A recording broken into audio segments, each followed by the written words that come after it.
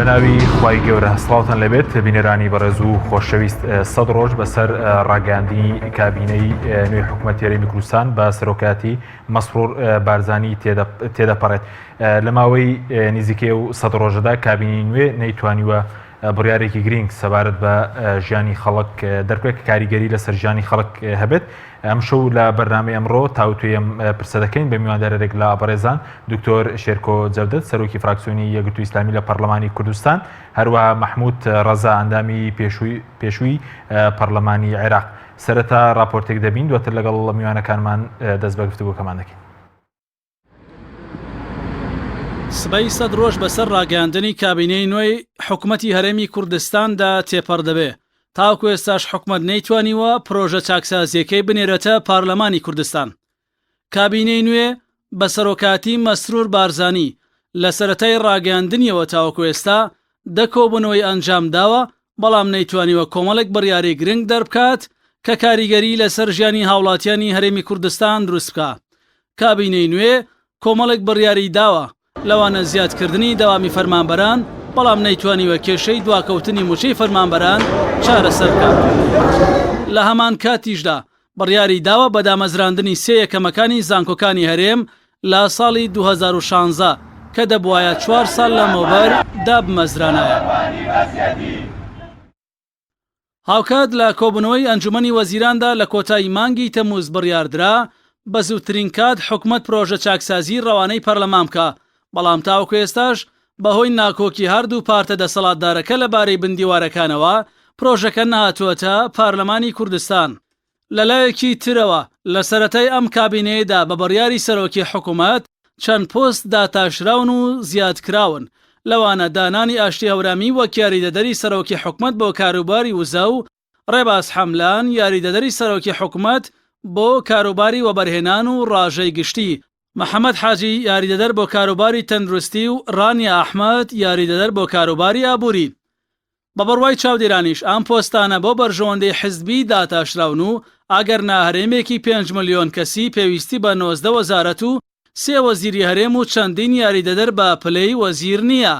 بۆ نمونە وڵاتێکی وەک ئێران کە ژمارەی دانیشتوانی 80 ملیۆن کەسە 18 وەزارەتی هەیە. جگەلەوەش لە سەردەمی کابینەی نوێدا نرخی عەریزەنووسین لەسەر هاوڵاتیان لە 2500 دینارەوە بۆ 15000 دینار زیاد کرا و خرایە بواری جێبەجێکردنەوە.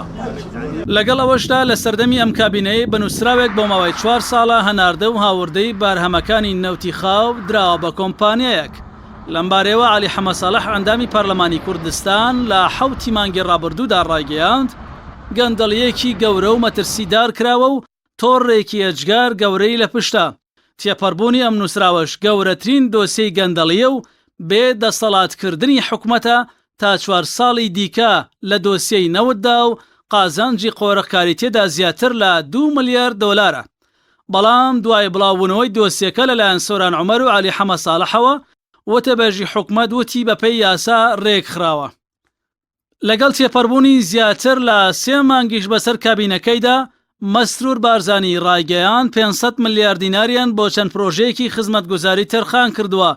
بەڵام جگە لە دەستکردنی بەدانانی بەردی بناغەیان دەرپاسەکانی شەقامی بارزان لە دهۆک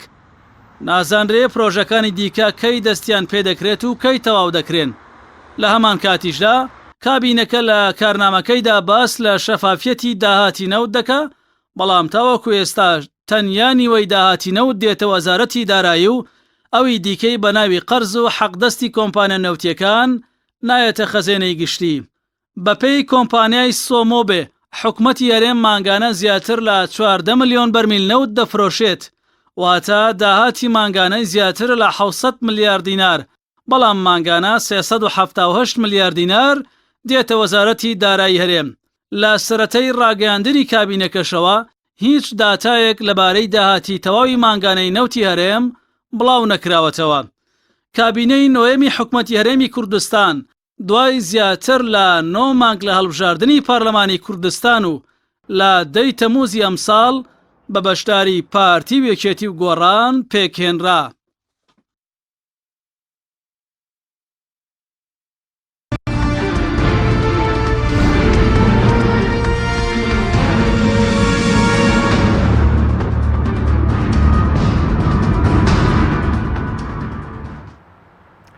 جارێکتر سڵاوتان لەبێت بینەرانی بەڕێز سوپاس بۆ میوانەکانمان دکتۆر بەخێر بنەگە لە بەڕێستانەوە دەست پێ بکەین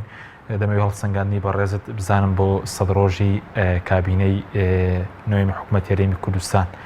پێ دوایە هیچ بریارێکەوە گرنگی داوە کە ژیانی خەڵک بگۆڕێت بەناوی خۆی گەورە مهرەبان سڵاو بۆ جەنابت و بۆ میوانی بەڕێز کاک مەحموود ڕەزا و بۆ جەماوەری خۆشەویست بینەرانی خۆشەویست 100 ڕۆژ بۆی کە ئێمە مەوزونانە و منصفانەش بڵین تەقیمی وەزعکە بکەین لە 100 ڕۆژە ناتوانیت هەموو شتێ بکەی بەڵام قسەکە لەسەر ئەوەیە کە ئەوەی کە ممکن بوو لە 100 ڕۆژە بکرێ بۆ نەکرا کە ئەو بەرنامەی کە حکوومەت ڕایگەیاند کە بەرنامەی ئۆپۆزیسیۆنی خولی ڕابردوو بوو کە ئەوە بەدەستکەوتێکی گەورە بۆ ئۆپۆزیسیۆنی خولی ڕابردوو دائەنێ کە کابینەی نۆ نەهجی معارەزەی کابینەی هەشت پەیڕۆ بکە بەڵام بەس بەڵگەیەک کە بەرنامەی کاری حکوومەت ئەوەی ئۆپۆزیسیۆنی ڕابردوو بە وتاری سەرۆکی حکوومەت کە لە ڕۆژی وەرگرتنی متمانە لە پەرلەمانی کوردستانەوە بۆ کابینەی نۆ هەم ڕایگەیاند کە سندوقی کوردستان بۆ داهاتنەوە تیوگازیەکاندا ئەمەزرێ کە ئەنجومەنی ڕاژەدا ئەمەزرێ کە چاکسازی یاسای پاکەجی چاکسازی بۆ بندیوار و فرموچە و خانشینە یاسایی تاو ئەبێتێ ئەپەڕێنرێ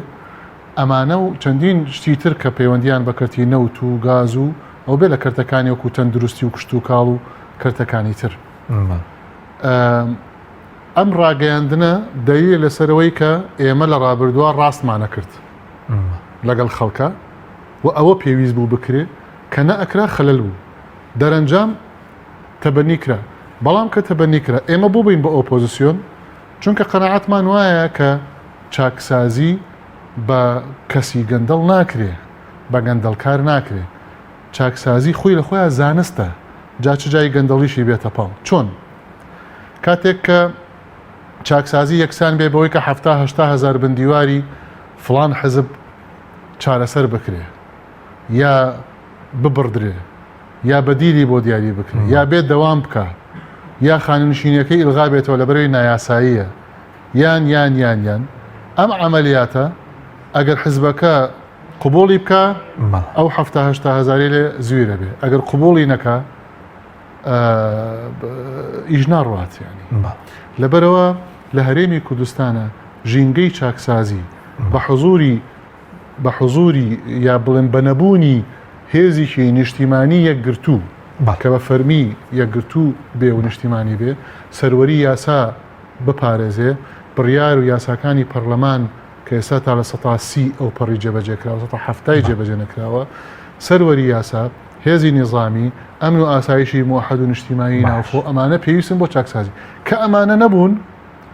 گەندەڵکاری گەورە هەڵتۆقیوە هێزی لە پشتە و ڕەفزی چاکسازی ڕێگری بۆ دروستەکە ئەوە بێ لە گروپە مافیاییەکان بێ لەوانەی کە خۆیانە شارنەوە بەڵام ڕێگری گەورن لە بەردەمی چاکسازیە یەن فشارەکەن بۆ یاساکان یەن فشارەکەن بۆ ڕێنماییەکان یەن فشارەکەن بۆ بڕیاردەرەکان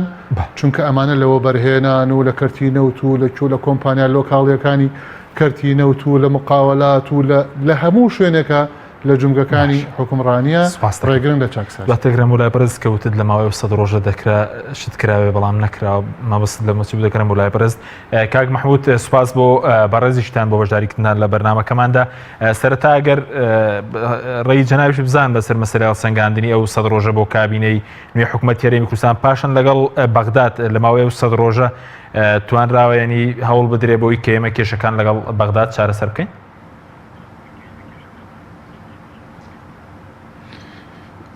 زۆر سپاس ڕێز و سڵاو بۆ دکتۆر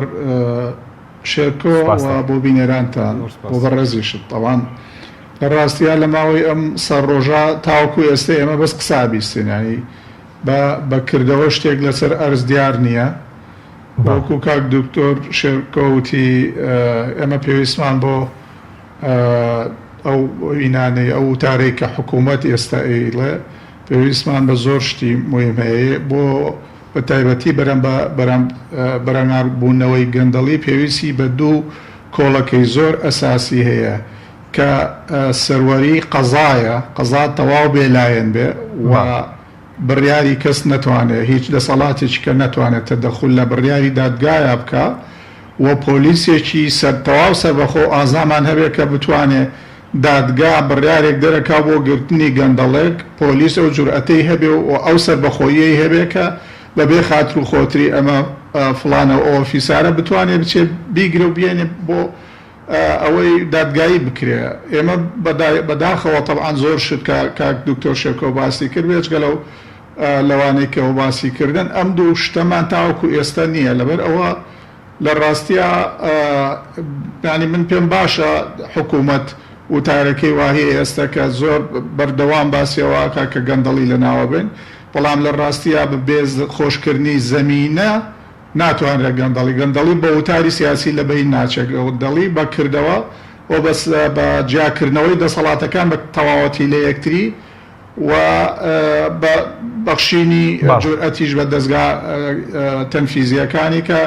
ئەو گەندەڵانەی کە ئیران بە دادگا جورئەتی هەبێ بچیان بیانگرێ. ینی ئەم تاوەکو ئێستا میلەتەکەی ئێمە بەکردەوە هەستی بەم گۆڕانکاریانن نەکردووە تاوەکو هیوایەکی پێبەخشین و لەگەڵ حکوومەتی ئیتحادیشا تاوەکو ئێستا لە چوارچێوەی وتار و دروشم نەچۆتە دەرێ و هەموو سەفەرانەی کە نوێنەرانی حکوومەتی هەرێم بۆ بەغا کردویانە یاخود نوێنەرانی حکوومەتی ئیتحادی هاتوون بۆ هەرێم تاوەکو ئێسەوانش لە چوارچێوەی قسەیە وە گفتوگوۆە و بەداخشەوە لە یەکەوە دوورن ینی وتاری هەردوو لە هەموو ئەو کۆبوونەوانەی کە کراوە لە یەک دوورن و یەک مشکلەی گەورە تاوەکو بە درێژایی تەمەنی حکوومەتی هەرێم لەگەڵ حکوومەتی ئیتحادیە بەردەوام بۆ هەتاوەکو ئێستا وجودی هەیە من دوێنێ لە مداخلەیەشی سەرۆکی فراکسیۆنی پارتی کە گەورەترین فراکسیۆنی کوردی ئێستا لە بەغا و حکوومەتیش لە لای ئەوانە لە ڕاستیە لێ پرسنەڵێ بۆ ڤدێت و ئاگاداری ئەڵێ نەوەڵا هیچ ئاگادار نیم هەر پێشیان نەوتونی نازانم کە یەن و کێیەت ینی ئەمە کێشەیەکی زۆر گەورەیە تاوەکو ئێستا کێشەیەکی بنیەویە لە ناو بەدەنی ئەم حکوومەتەی ئێمە لە ناو عەقڵیەتی سیاسی فەرمانڕاوەکانی هەرێمی حکومڕانەکانی هەرێمی کوردستان هەتاوەکو ئەمانە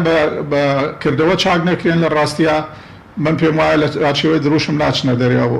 ئەو بانگوازەی کاکرێ. بەڵێ بەس بەرەز وتت لە سەراستی کوردستان بەس قسە کراوە بەڵام بۆ نمونە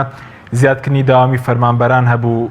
دامەزرانی سەیەکەمەکانی 2016 هەبوو ئەمڕۆ سەرۆکی حکوومەت وتی 500 ملیار دیناریان تەرخان کردووە بەڵام ئاماژەی بۆ نەکرد کەی مەسەلەن ئەو پرۆژانە سنە بواری جێبەجێکردنەوەمانە ئیش نین مەسەلەن کە کرابن.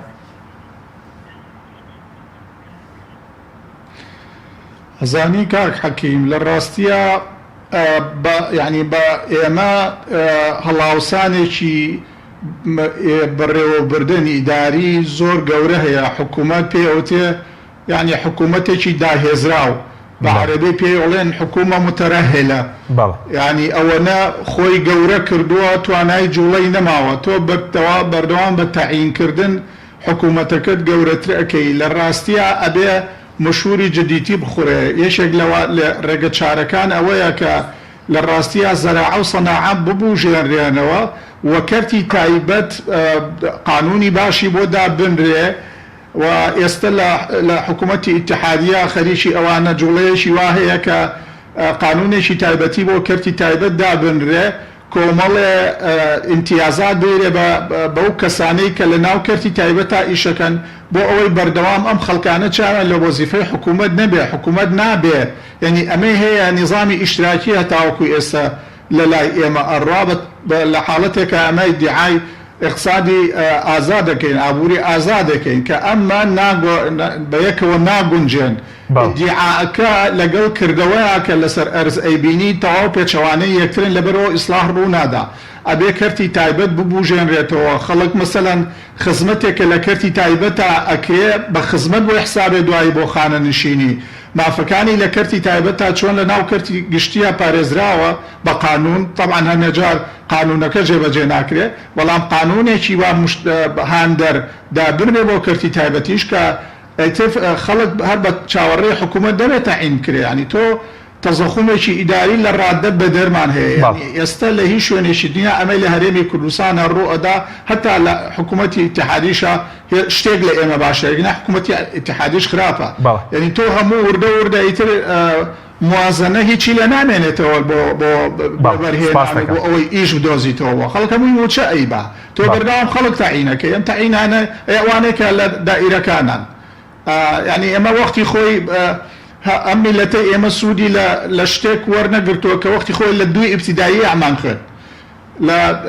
هینەکە بوو چێ نیگارێکێشە بیرم نەماوە لە دوی ئیبتیدایی لە خوێندنەوەی کوردی دوو ئیبتیدایی ئەمان خوێن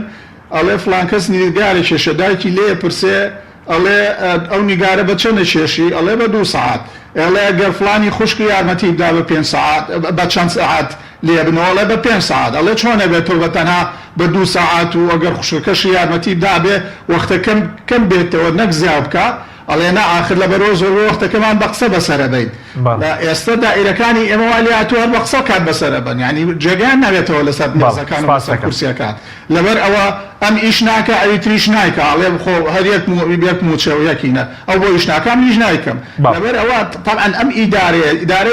وا لە دنیاە نییە ئیدارەیەکی فاشیلە ئیدارە بێ بچکۆلێ بکرێتەوە و بکرێت بە ئەلکترۆنی تاوەکو ئیشوکارەکانی بڕوا ڕۆتین ئیداراتی ئێمەی کوشتووە یعنی کۆمەڵی نەخۆشی زۆر گەورە هەن لە ناو ئیدارەی ئێمە لە ڕاستیە ئەگەر دەست بۆ ئەوانە نەبێن و جورئەتمان نەبێت دەستی بۆ بەرین یعنی نەترسی لەوەی مەسەلەن یەکێتی و پارتی بەڕاستی بێڵێن یەکێتی و پارتیەوە نزیکە 28-29 ساڵە خەڵکی خۆیان کادری خۆیان تەعینەکەن هەموو دائیرەکانیان هەڵاوسانەوە ئێستا ئەگەر بیانێ ئیدارە بچووک بنەوە خەڵکیان لێ ئەڕەنجێ ئاخۆ جورئەتی ئەوان هەیە خەڵکەکانی خۆیان بڕەنجێنن ئەگەر طبعا ئەمە باجی هەیە سەرۆکی حکوومەتی جارێک تەزیحی وایەوەڵێ هین چاکسازی باجی هەیە ئەگەر یەکێتی و پارتی حاضر بن باج بن ڕەنگە بتوانین پینەوپەڕۆی بکەن و دیسانەوە ئیشی تر بۆ کادرەکانیان دۆزنەوە یا خانە نشینیان بکەن و ئەوە لە ڕاستیە قەت چاکسازی ڕوونایە بەڵێ سپاس دەکەم دکتۆر بکەم وڵای بەرزوتت لە ماوەی ئەو 100 ڕۆژە دەکرا بڕیار بدرێ هەنێ ئەو بڕیاری گەورە نیە بۆ نمونە زیادکردنی دەوام دامەزانی سیەکەمەکانی 2016 دەبواە کە مەسەرەن 2016 واندا بمەزرا بە بێ پێناسی چاکسازی بکەین چاکسازی واتە یەکسان نییە بە هەنێک بڕیار کە لەوانەیە باش بێ چاکسازی باس لە گۆڕینێکی جزئیە لە منزومەیەکە کە ئەو بەشەی تێک چووە تو ئەو بەشەی چاک ئەەکەیتەوە بۆی کە منزومەکە و سیستمەکە ئیشکە تەغیر چییە گۆڕین بریتە لەوەی کە تۆ کولی ئەو شتە بگۆڕی کاتێک کە گۆڕینەکە بوو بە گشتی ئەو شتە غەیری ئەوە هێنا خستە جێگەی ئەوە بوو بە گۆڕینی کامل بەڵام چاکسازی باس لەوەیە کە تۆ شتێک تێک چووە ئەو لایی کە تێک چووە ئەی گۆڕی دەرەنجام ئەبێتە گۆڕینی جزئی واتە چاکسازی اینجا مەسەر ئەوەی کە چاکسازی باجی هەیە چاکسازی کە باجی هەیە بە دوو شێوە باجی هەیە ئەگەر چاکسازیت کرد ئەوە بێت تەحملی ئازارەکەی بکەی و تەحملی تەبیعاتەکەشی بکەی خەڵک هەیە ڕاهاتووە لەسەر گەندەڵخۆری لەسەر پیسخۆری ئەمە لێت ئەڕەنجێ ئەبێت تەحملی ئەو لێ ڕەنجانە بکەی جا دەستڕۆشتوی تایە ملیۆنێری تایە ملیاردێری تایە خەڵکانێک هەیە لە 20 ساڵی ڕابردووی ئەم هەرێمی کوردستانە هەڵتۆقین و بوون بە ئەسحابی مەساڵح و علاقاتی دەرەکی و ناوەکی و سەرۆت و سامانێکی گەورە چاکسازی باجی هەیە بە دیوێکی تریە ئەگەر نەتکرد ئەوە باجی هەیە کەسێک نەخۆشە گەر دکتۆر پێوت عملیات ئەبێ بکەی ئەو عملیاتەکەی نەکرد باجی هەیە باجەکەی ئەوەیە کە نەخۆشەکەی تەشە نەبکە ئێستا تۆ دقت بە هەموو ساڵێک تەقدیرەن زیاتر لە 60,000 خێزان بەس خێزانی نوێ زیاکە لە هەرێمی کوردستانە بە معدل تقریبا واتە هەموو ساڵێ بە پێی مافی مرۆڤ و بە پێی هەموو پرەنسیپە مرۆیەکان پێویستیت بە 60 بەلای کەمە 60,000 یەکەی نیشتەجێبوون هەیە بۆ ئەو خێزانە نوێیانە لە 6 ساڵ لەمەوە پێشە 211,000 خێزانی فائزە هەیە کە یعنی کرێچیە یعنی خانی خۆی نییە لەم هەرێمی کوردستانە پێویستی ساڵانە 60,000 بۆ زیابێ ئەمە نمونەی کەرتی نیشتەجێبوون و خێزانی ئەی هی دەرچۆکان کە ساڵانە بە هەزاران دەرچوون تەخەڕۆژەکە و سیستمی تعلیم ئەی هی بازارڕەکە ئەی هی تەزەخمی بازار ئەی یعنی هەموو شوێنێک تەراکم و کەڵەکەبوونی لەبەر بێ چاکسازی تیا دروستە بێت دەرەنجام چاکسازی باجی هەیە بیکەی باجی هەیە نێشێکی هەر باجی هەیە باجی ئەنجامدانی چاکسازی چاکبوونەوەیە تحملی ئازارەکەیەکەی بۆ عملیاتەکە بەڵام دوایی چاک ئەبیتەوە ئەچیتە سەر سیستم و نەزمی خۆت باجی ئەنجام نەدانی چاکسازی مردنە تیاچوونە ئێستا دقت بە کابینەی حکوومەتی هەرێمی کوردستان طبعا عێراقی شەروایە کابینە بە کابینەی حکوومەتی هەرێمی کوردستان کەڵەکەبوونی کێشەکانی بەسەرا ئەشکێتەوە دەرەنجام لەم سەد ڕۆژەیە ئەبایە چی بکرایە چاکسازی بەوە ناکرێتەوە بێ بڕیارێکی باش دەرکەی یا دوو بڕیاری باش دەرکەی یا دەوام وا لێ بکەی لە 8ەوە بۆ 3 بێ یا ئەمانەکەی چاکسازین وەرە سیستمەکە ئەبێ چاکەیتەوە یەکەم بڕیار ئەوایە سربەخۆکردنی سوڵتەی قەزایی بۆ دەستکاری هەموارکردنەوەی یاسای داواکاری گشتی ئەمانەمان هەموو ئێمە بە یاسا ئێمە وەکو فراکسیۆنی یەکگرتو ئەوەی کە پێویست بە بۆ چاکسازی تەقدیممان کردووە لە 2019 کە یەکەم ڕۆژی دەست بەکاربوونی سەرۆکاتی پەرلەمان یاسا ئیدعای عام کابێ هەمار بکرێتەوە بۆ سەروەری یاسا پاکێجی چاکسازی ئەمەی کە پێویستە کە هێزی ناوخۆیی بە قووەت بکرێت بۆی کە بتوانێت یاسا سەروەرکە و پەیڕەوی بکە اینجا دەستەی نەزاها ئەڵێ 211 کەیسم داخراوە بەبێ یعنی بەبێ هۆکاری پێویست بڕۆ ئەو 211 کەیسە چێ گەندەڵە چێ بەرپرسە بەرامبەر بە پارە خواردنی ئەم هەرێمی کوردستانە و دەستەی نەزاها ئیقراری کردووە کە گەندەڵە و کە پیسخۆرە بیهێنە سەر شاشە و هەموو دنیا تێ بگەێنە کە ئەوە من فلان و فلان و فلان و فلانم ما بە عقوبە و بە سزای یاسایی ئەوانە چاکسازین چاکسازی هەر ئەوە نیە تۆ تەقلیس لە سەرفیاتە بکەی چاکسازی لە داهاتیشا پێویستە بە معنای ئەوەی کە تۆ ئێستا داهاتێکی زۆرت بە هەدەر ئەڕوا بۆ ئەم بەرپرس و بۆ ئەو بەرپرس و بۆ ئەو گەندەڵ و بۆ ئەو گەندەڵ و لە پەرلەمانی کوردستانەوە هەتاوەکو دام و دەستگاکانی تری حکوومەتی هەرێمی کوردستان هەدرێکی گەورەی تیا ڕۆشتووە لە قۆناغی ڕابردووە لە داهات بڕۆ ئەوانە بگرە ئەو نەزیفانە بگرەرەوە و ئیعلانی بکە بڵێ ئەوەم کرد بۆی خەڵک متمانەی بە پرۆسەی چاکسازیەکە وردە بۆ بگەڕێتەوە سەرەکەورەکانی گەندەڵی بێنە هیچێک لەو شتە باشانەی کە کراوە لەم کابینەیە دوورخستنەوەی وەزیری پێشووی سامانە سروشتیەکانە کە ئەو طبعا بەتەنها نەبوو بەڵام بەشێک بوو لە ئەندازیاری ڕۆڵی وەزیر نابینێ ئێستا سەلاحیەتەکانی زیاتر کارتۆنین و لە دەرەوەی وڵاتیش ئەژی و یەکەم کەسیشە یەکەم بەرپرسی حکوومەتە کە بڕیاری دەوامکردن لە ناو هەرێمی کوردستانە جێبەجێ ناکە ئێستا لە دەرەوە دەژی بەڵێ بەڵام ئەوەیەک بوو لەوەی کە لێکێک بوو لەو بڕیارانەی کە ئاقاری سیاسەتی نەوتوگازی هەرێمی کوردستان گوایە بەرەو ئاقارێکی تر ئەڕوا کە جیاواز لە قۆناغی ڕابردوو کەوا بێ لەم 100 ڕۆژەیە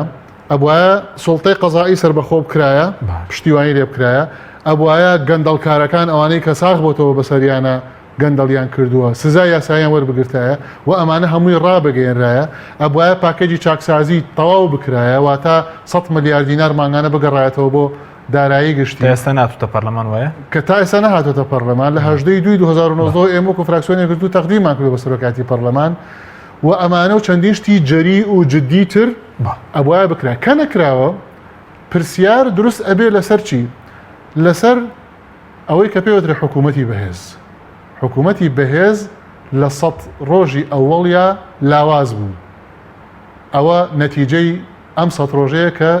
بینیومانە طبعا ئەڵێن مۆڵەتمان بنێ ئەوان ئەڵێن 100 ڕۆژ کەمە ئێمە ژڵێن دەی تو ئەوەی کە پێویستە لەو 100 ڕۆژەیە ئەبوایە بتکردایە نەتکردووە چۆن بۆ قۆناغی داهاتوش زەمانەتی ئەوەکەی کە توانین سپاس دەکەم کاک محمود گەرم وڵای بەرز سەبارەت بە ڕێکەوتن لەگەڵ عێراق بە تایبەتی ئەوش کە چارەسەری کێشەی موچە بکە پێ دوایە ینی دەست پێشخەرینە لەلایەن حکوومەتیێرێ بۆ یاخودەوە لە عێراقەوەی کە کێشە هەیە بە تایبەت کە تاکو ئێستا مەسەرەن بوجە نزیک دەوێتەوە بەڵام ڕێکەوتنێکی تەواوەتی نەکراوە لەبارەی نەوت و موچەوە وڵاگەر پرسیارەکە دووبارە بکەیتەوە کاک حەکیم تێ بەڵێ سەبارەت بە ڕێکەوتن لەگەڵ عێراق پێ دوایە کە ڕێکەوتن نەکراوە لەم کابینێت تازەیە لەگەڵ عێراق پەیوەندی بە عێراقەوەی کە ناتە پێشوە خود پەیوەندی بە هەرێمی کوردستانەوەی بە تایبەتی لەسەر مەسەلەی نەوت و موچە خۆی ینی هەردوو لا لە یەک دوورن هەتاوەکو ئێستا چەند کۆبوونەوەیشیان کردووە تاوەکو ئێستا نەگەیشتونەتە ئەنجام ئێستا تازە مثلەن هەرێم لەوە پێشداوایەکە کە جارێ بە لێبوردن هەبێ بۆ 250,000 بەرمیلەکە تاوەکو ینی چاوپۆشیان لێ بکەن بۆ ساڵی 2020 قانونی موازنەی 2020 هەرێم داوا ئەکا لە 250,000ەکەی بۆ بکرێ بە 150,000 ینی لە ڕۆژێکە 100,000 بەرمیلی بۆ کەم بکرێتەوە عێراقیش پێی زانیاریەکانی خوانەوان پێیان وایە 450 بۆ 500,000 بەرمیل ڕۆژانە نەوتی هەرێمی کوردستان ئەنێرێتە دەرەوە لەبەر ئەوە پێیان وایە ئەو 250 کەمە و لەبەر ئەوە هەرێم داوای کۆمەڵێشتی کردووە کە تاوەکو ئێستا لەغا هەمووی ڕەفز کردوێشە لەوانە ئەوەی کە 250کە بکرێ بە 150 شیشکیان ئەوەیە کە بەغا تەحملی ئەو قەرزانە بکە کە ئێستا هاتوونەتە سەر هەرێمی کوردستان داوایەکەی هەرێم ئەوەیە کە عەقدا نەوتیانەی کە کردویانە بەغا قبولی بکە و ئەوا وەریگرێ و نەوتی هەرێم بۆ خۆیان و لە موازنە بمانەنێ بەغا تاوەکو ئێستا بە هیچ یەکێک لەم داوانەی هەرێم ڕازی نەبووە لە ڕاستیە لەبەرەوە نەگەیشتونەتە ئەنجام و پێشکەشکردنی پرۆژە قانونی موازنەش نزیک بۆتەوە لە بۆ ئەوەی بێرە بە پەرلەمانی عێراق خۆی هەموو ئینەکانی تاوە ینی پرۆژە قانونەکەی بەغا حازرە بەتەنیا لەسەر ئەوە دواخراوە بنێرێ بۆ پەرلەمان تاوەکو لەگەڵ هەرێمە لەسەر شتێک ڕێبکەون هەتاوەکو ئێستا ڕێنەکەوتون ئێستا بێ لە ئەمڕۆ بووە دوێنێ وەفتی هەرێم چوو بێتەوە بۆ بەغا ئەچنەوە سەر عینەن تاس و عینەن حەمام لە ڕاستیە بەم نەوعە ناگەنە نەتیجە واگەر نەشگەنە نەتیجە و قانونی موازنە دوام بکەوە حکوومەتی اتحادی ناچارە ببینێنە بۆ پەرلەمان بەبێ ئەوەی لەگەڵ هەرێم ڕێکەوتوێ لەگەڵ هەرێمیش ڕێنەکەون لە ڕاستیە ئەوەی کە ئەم ساڵ ڕوویدا ساڵی 2020 ڕوو نادات یعنی موچە نامێنێ و ئەوەی پێشمەرگە نامێنێ و ینی دیسانەوە گەڕێینەوە سەر یەنەوە سەر هیمۆکو مار و پێشەکەی ینەوە سەر لای کلکیمارەکە باشە بەس سەبارەت بە ئەولەویات ینی پێشتر باز دەکە ئەولەویەتی ئەم کابینەیە ڕێکەوتنە لەگەڵ عێراق ئێستاوە ئەولەویات نییە لەبارەی نەوتەوە لەبارەی ئێموچەوە ناڵێم هەموو شت قسەیە ئەم حکوومەتە قسەی زۆر باشەکە ینی بە قسەی زۆر باشەکە بەڵام کردەوەکان کوان ئەنجامی ئەو قسانە ئەبێ ببن بە کردەوە ببن بە عەمەل نابێ بە عەمەل ئەوەڵێ ئێمە ئێستاڵێن سەرۆکی حکوومەت و پارتی کە لە ڕابردووە زۆر لایەن بە سەبەبی تێکدانی بینی هەرێم و بەغایان زانیوە ئێستا خیتابیان گۆڕاوە قساکان کە عێراق عمقی استراتیجیمانە ئێمە لەگەڵ عێراق ڕێەکەوین بە سەرۆکی پارتیەوە بە جێگری سەرۆکی پارتیەوە بە سەرۆکی هەرێمەوە بە سەرۆکی حکوومەتەوە کە هەمویان لە یەک حیزب و لە یەک بنەماڵەشن هەمویان خیتابیان گۆڕاوە باسی پێکەوە ژیان و باسی بەهێزکردنی بەغا و باسی گەڕانەوە بۆ بەغا و باسی هاوکاریکردن لە هەموو مەجالەکانە باسی هەموو ئەمانەکەن بەڵام بەکردەوە هیچ ژیار نییە ینی مشکلەکە ئەوەیە ئێمە مشکلەمان لە کردەوە هەیە لە خیتابان نییە خیتاب ڕاستە گۆڕاوە بەڵام ئەبێ ئەم خیتابی گۆڕێنی ئەم خیتابە لە کردەوەشە ڕنگ باتەوە لەگەڵ بەغایە ئەوان هەتاوەکو ئێستا لەگەڵ ئەوانەی بەغایە زۆر لە یەک دوورن و من پێم وانییە بەغا بە هیچ جۆرێ ڕازی ببێ لە قانونی موازنەی 2020 لە 250,000 بەرمیل کەمتر ئەسڵەن فراکسیۆنەکانی شیعە و سونە لە بەغا 250,000 بەکە مەزانن یعنی حکوومەتی عادل عەبدولمەدی بە تایبەتی ئەم خۆپیشاندانانەی کە ڕوویاندا و چاوەڕوانەکرێت لە 25 ئەم مانگایە دەست پێ بکەنەوە خۆپیشاندانەکان لە ڕاستیە لەژێر گوشارێکی ئەوەنە گەورەیە کە جاریشکە پاسەی کە یاینێ لە ساڵ بە حکوومەتی هەریما لە ماوەی ساڵی 2019 بە هیچ جۆرێ ناتوانێت لە 2020 بیداتەوە و دیسانەوە گرژی لە نێوان هەرێم و بەغایە دەست پێ ئەکاتەوە. بەڵێ سپاس دەکەین کاک مەحموود بەڵێ بینێرانی بەڕێز ناوبڕێکی کورت و دەگەڕێنەوە لاتان. تۆپ ئارت تاکە بریکاری تۆڕی میدیایی کۆمەڵ بۆ دروستکردن و بڵاوکردنەوەی ڕیکلام. تۆپ ئارت.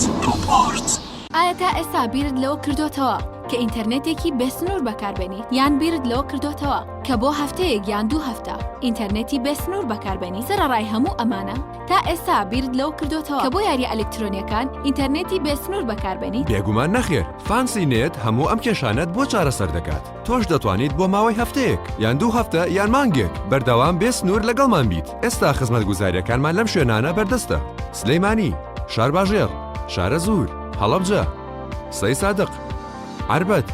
پێنجوێن، بازیان، تاسڵوجە و زەرگوێز.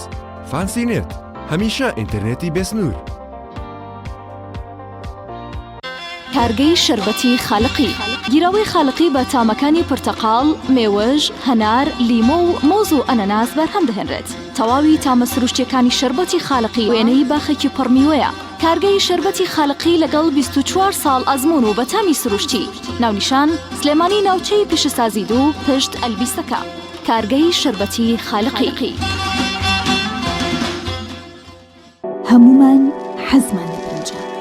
برنجێک تامی ڕاستەقینەی برنجمان پێ ببەخشێ. بازار جمەی دێت لە برنج، بەڵام بژاردەی من برنجی دۆلفینسیە. بەتام و بۆن هاوشێوەی برنجی کوردیە. 100% سروشتیە. برنجی خڕی دۆلفینسی شێفە گەورەکان سەرسامەکات. بۆیە بێ دوودڵی بژاردی من و کابانی ماڵە.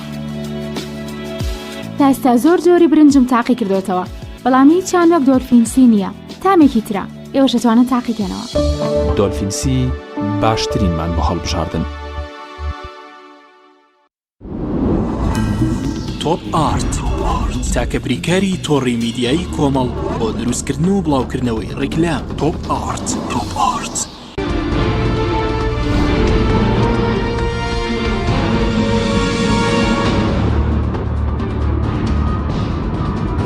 جارێکتر سڵاوتان لەوێت بینەرانی بەڕێز. دکتۆر سەبارەت بە یاسای چاکسازیکەوە بڕیار بوو لە ناوەڕاستی مانگینەوە بنێردرێت، بۆچی تاکو ئێستا نەنێردراوە یاسای چاکسازیەکە؟ دووشەمەی ڕابردوو کۆبوونەوەیەکیان کردووە کە ئەو پەرلەمانتارانیە ئەو فراکسیۆنانی کە لە دەسەڵاتان لەگەڵ سەرۆکایەتی ئەنجومەنی وەزیران بۆ بڕیاران نابوو کە تا ئەم دووشەمەی کە ڕۆی کۆبێنت و دواتێبینەکانیان بهێنن. ئەم دووشەمەیە کۆبنەوەکە دواخرا لەبەرەوەی کە ئامادەنین جارێ بۆ یەکلاکردنەوەی کۆمنتەکانیان، بەمانای ئەوەی کە واضحە کە و بەسەراحەتیش وتراوە کە کێشە چییە؟ قووەتێکی بەهێز هەیە ڕێگریەکە لەم چاکسازیە. ئەم قووەتە بەهێزە فعلەن عەرقەڵەی جدی بۆ دروست کردووە. تازە بە تازە لیژنەیەک تەشکیلەکەن دیوانی چاودەری دارایی و دووسێ بەڕێوەبەری گشتی بەرنامە دابنێن بۆی کە مراجعی ئەو چاکسازیە ئەفۆن بکرێتەوە. دیارە وەکوتم چاکسازی ڕێگری خۆی هەیە. من ئەمەوێ باس لەوە بکەم ئەو 500 ملیار دینارەی کە سەرۆکی حکوومەت ئیعلانی کردووە ئەمڕۆ، بەڵێ ئەو 500 ملیار دینارە 1 دیناری لێ سەرف بکرێ بە نایاسایی سەرفەکرێ. لەبەرەوەی 5 ساڵ یاسای بوجە لەم هەرێمی کوردستان. بەس ئەمڕۆ بەس تازە تەنیا دەستێمە پرۆژەیە کردووە لە دۆکەوانی تر دیارنی. هەر دینارێک هەر دۆلارێک هەر پارەیەک خەرج بکرێ وەربگرێ پەیدا بکرێ لە حکوومەت و خەرج بکرێ ئەبێ بە یاساڕێک بخرێ. ئەمە شتێک نییە قابلی ئیجتیهاد بێ. و تەبریراتی ئەوەی کە وەڵا شەڕی داعش بووە و قەیرانی دارایی هەبوو ئەوانە هیچی مەقبول نییە. یعنی حربی عالەمی مەترسیداتر بووە یا ئەوەی کە یعنی لە حربی عالەمیە هیچ وڵاتێک لە وڵاتانە بوجەی نەوەستاوە. یاسای بوجە یعنی ڕێخستنی داهات و خەرجی حکوومەت چی سەرفکە؟ ئێستا ئەمان دێن بە ئارەزوی خۆیان پارە سەرفەکەن و پارە پێیاکەن کەس ئاگای لێ نییە لە پەرلەمان و لە مؤسساتی ڕقابی بەغدا کرد. دیوانی چاودێری دارایی هەرێم هاواری لێ هەڵساوە کاکە ئەوەی کێکە لەو مؤسسانەی کە ئەبێ چاکسازی لێوە دەست پێ بکە. چونکە دیوانی ڕقابی مالیە بە یاسا مکەلەفە بە وردبینی هەموو مؤسساتی حکوومەت داهات و خەرجەکانی. دەستەی نەزەهە بە هەمان شێوە ئەمە مەسەلەی یعنی 500 میلیارد دینارەکە و ئەو خەرجیانەی کە ئەکرێ کە مادام بە یاسا ڕێک نەخراوە ینی کە یاسای بودجەی نییە ینی نایاسایە مەسەلەی ڕێکەوتن لەگەڵ بەغدا نەوتی هەرێمی کوردستان ئێستا زیاتر لە 441,000 بەرمیل ڕۆژانە بەرهەمەهێنێ بە ئیقراری بەندەری جیهان لە ڕێی سۆمۆ لەگەڵ دیلۆیت کە کۆمپانیایەکە و لەگەڵ حکوومەتی هەرێمە عقدی کردو بۆ وردبینی ئەمە زیاتر لە 180,000 بەرمیلی ئەمێنێتەوە بۆ هەرێمی کوردستان وکو بڵێ ئەتوانێت تەسەڕفی پێ بکە 250,000 بەرمیلی ئەبێ با بە حکوومەتی عێراقی کاتێک کە ئێستا ئەوە ناکە و دیاریش نییە خەرجێکی چیلێکە و دیاریش نییە داهاتەکەی چەنە بە فعلیواتا بە چەنی فرۆشتووە و چۆن ئەیفرۆشێت ئەو جۆرەشتانە و پێش ئەم شەڕەی سووریاش لە ڕۆژئاوا لەگەڵ کێڵگەنەوتیەکانی سنووری ڕۆژئاوای کوردستانیشا ئەویش هەر مامەڵە ئەکرا و لێەوە نەوت ڕادستی ئەم دیوی هەرێمی کوردستانە کراوە دەیکریان گروپ ئەیان کرد گروپ ئەیان کرد بڵێ و ئێستا بەهۆی ئەو شەڕەوە تقریبەن وەستاوە و ئەوش مۆزوعێکی ترە مەسەلەی مەعبەری ئابووری و بۆڕی نەوتی کەرکووکە بەم لافیش خاوورا بڕوا بەرەو تورکیا و مەسەلەی بۆڕی نەوتی هەرێمی کوردستان و ئیبراهیم خەلیل ئەوانە و کوجاران ئەو ئەهەمیەتی تاوان کەمترە بێتەوە ئاوا بەڵام باسم لەوەیە ئەم مامەڵەیە ئەم سێکتەرە گەورەیە کە پێوترێ سێکتەری نەوت و گاز کاتێک کە ئیسلاحاتی تیاناکەی کاتێک کە داهات و خەرجەکانی دیار نییە کە زیاتر بە 90 داهاتی هەرێمی کوردستان لێوەیە ئەوە پێت ئەڵێ لەم 100 ڕۆژەیە تۆ نەتوانی ئیسلاح لەو کردیا بکەی کە لە 90 داهاتەکە دابینەکە وە خەرجەکەشی دیار نییە یاسای بودجەشت نەهێناوە ئەڵێ با ڕێکەوێن لەگەڵ بەغدا اینجا یاسای بودجە هێنین نەخێر تۆ یاسای بودجەت ئەبێ و پەرلەمانی کوردستانە ڕێبکە تێپەڕێ و ئەوەی کە ئێستا ئەڵێ وەفدێک ئەچێ بۆ بەغدا راپۆرتێکی بودجەی داوە بە حکوومەتی عێراقی ئەوە ئەگەر بێت و یەکسەر ئاوا پەسەند بکرێ نایاسایە چونکە پەرلەمانی کوردستان ئاگای لێ نییە لەو راپۆرتە دیسانەوە کابێ سیستەمەکە ئەبێ وەکو خۆی ئیشکا اینجا چاکسازیەتە دی بەم طریقەیە کە ئێستا کراوە نەخێر چاکسازی ئاوا ناکرد. سپاس دەکەم کاک محمود سەبارەت بۆی کە بەڕێزت وتت ئەم حکوومەتی هەرێم و بەغداد لێکەوە دوورن ئەی چارەسەر چێ بۆ مەسەلەن بۆ چارەسەری کێشەی موچە پێ دوایە بە چاکسازیکردن لە داهاتی ناوخۆ لە کوردستان و لەگەڵ ناوتی شاگەر لەگەڵ عێراقیش ڕێک نەکەوێت دەتوانێت کێشەی موچە چارەسەر بکرێت؟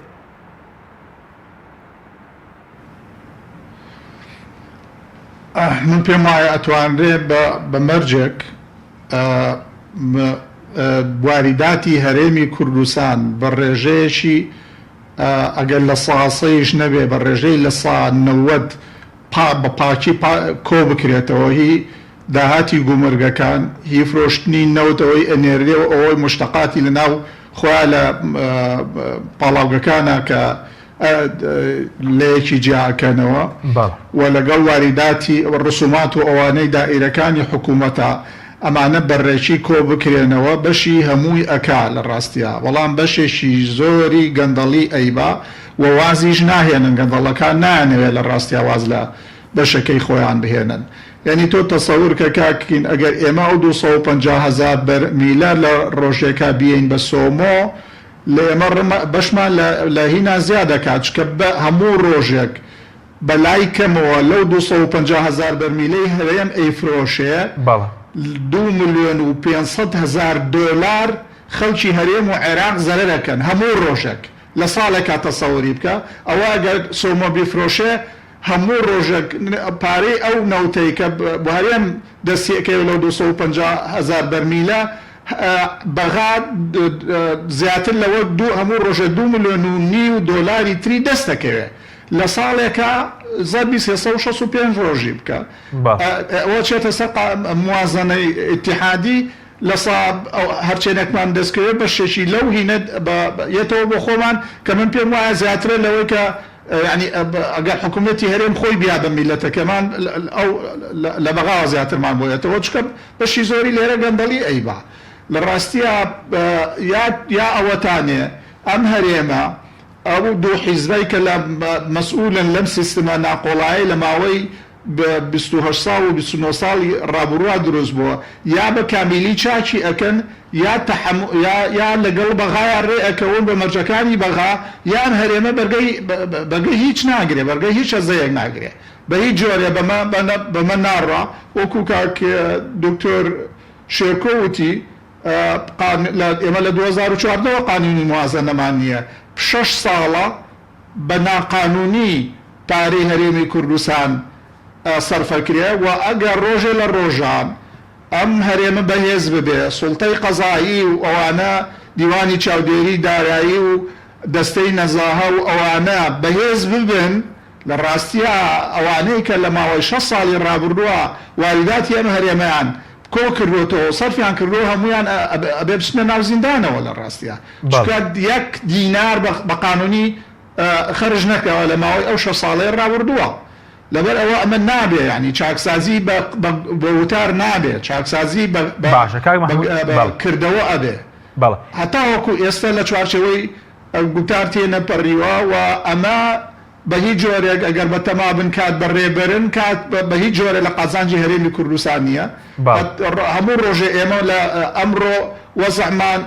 کەمتر خراپترە لە سبەینێ زیاتر خراپە دوو سبەی زیاتر خراپترە بێ لە ڕاستیە لەبەرەوە من نازانم بە تەمانکەی جارێ ئەو قانونی بەهینە بەڕێئی من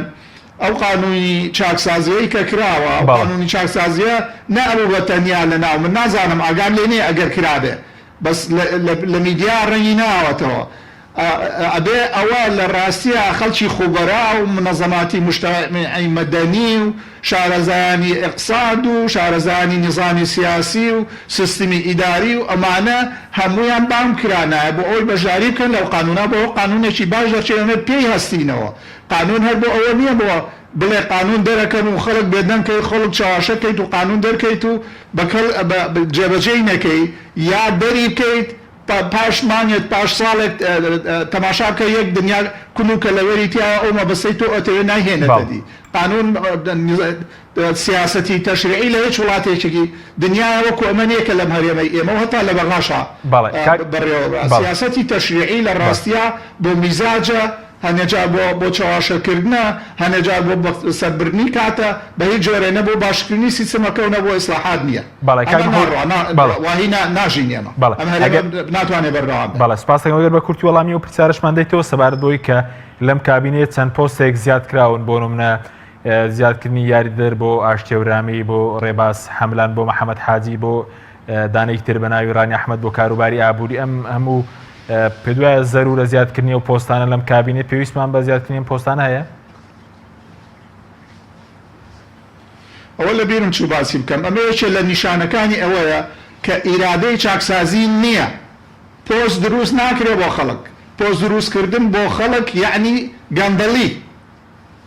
لەبەرەوە ناکرێتەوە لە یەک کاتە ئیدعای چاکسازی بکەیت کەچی سیستمەکەت گەندەڵتر بکەیت بە هیچ جۆرێ ئەوە یەکێکە لەوانەی ئەیسەلمێنێ ئیرادەی سیاسی نییە بۆ چاکسازی بەڵێ سپاس دەکەم کاک مەحموود دکتۆر سەبارەت بە مەسەلەی چاکسازی ینی تاکو ئێستاش پرۆژە چاکسازیەکە نهاتوتە پەرلەمان بەس چاکسازی تەناوەندە بەسە کە باز دەکەی 150 میلیارد دەگرێت و یاخو لە داهاتی نەوت ینی پێویستە چاکسازی گەورەکە لە داهاتەکان بکرێت کە باز دەکەنەوەی داهاتی نەوت زیاتر لە 300 میلیارد مانگانە نایەتەوە ناو وەزارەتی دارایی خۆی لە ناو حکوومەتی هەرێمی کوردستان و لە ئەنجومەنی وەزیرانەوە هێشتا استقراری پێویست دروست نەبووە لە ناو بڕیاردەرانی ئەنجومەنی وەزیران هێشتا استقراری پێویست دروست نەبووە کە بۆی وەکو یەک تیم بڕیاری جەرگبڕ بدرێ بەرامبەر بە گەندەڵی و گەندەڵکاران ئەوانەی کە بۆڕی نەوتەکانیان کون کرد لە قۆناغی ڕابردووە ئەو بۆڕی نەوتی هەرێمی کوردستانە باشە چەند حاڵەتێک گیران بەوەی کە بۆڕی نەوتیان کورد کردووە و بردویانە بۆ خۆیان نەوتیان لێ دەرهێناوە کوا دەرەنجامەکەی کوا نەتیجەکەی ئەمە لەم 100 ڕۆژەیە ڕوویداوە باشە کەوابێ دلیل لەسەر چی دلیل لەسەر ئەوەی کە بەم کابینەیە و بەم حاڵە ئەو چاکسازیانە نایەتە دی کە ئیدعای حکوومەتی بەهێزی لەسەر ئەکرا طبعا ئێمە تەمە ناکەین چاکسازیەکان بێتە دی بۆ چونکە خەڵک مستەفیدە بێت دەرەنجام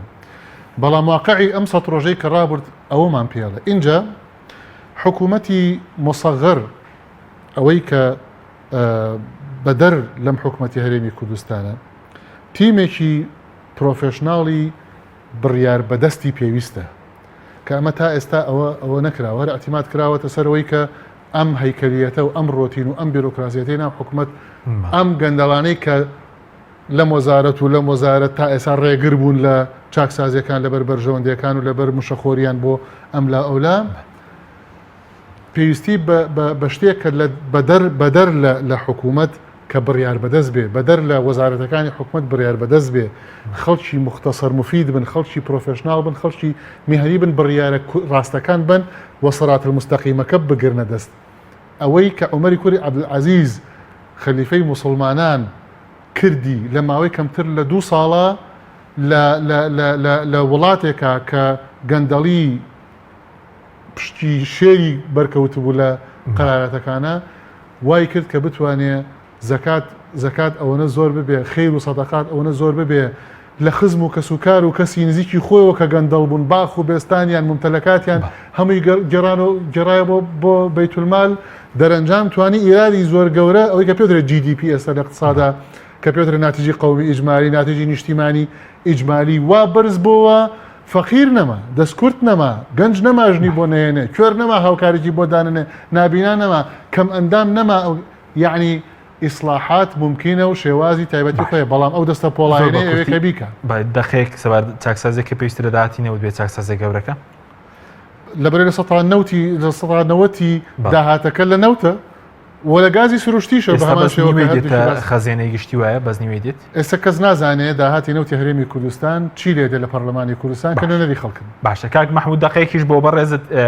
پێ دوای دەبێت چۆن چارەسەری کێشەی موچە بکەین کە ئێستا دواکەوتنێک کە 3 مانگێک لەم کابینەش بەردەوام بە کورتی بێ سوپاس دەکەم هەر بێجگە لە هین لە چاکسازی دەرەتانێککە نییە و دکتۆر شێرکۆڵێ عومەر عەبدولعەزیز لە ڕاستیە ئەو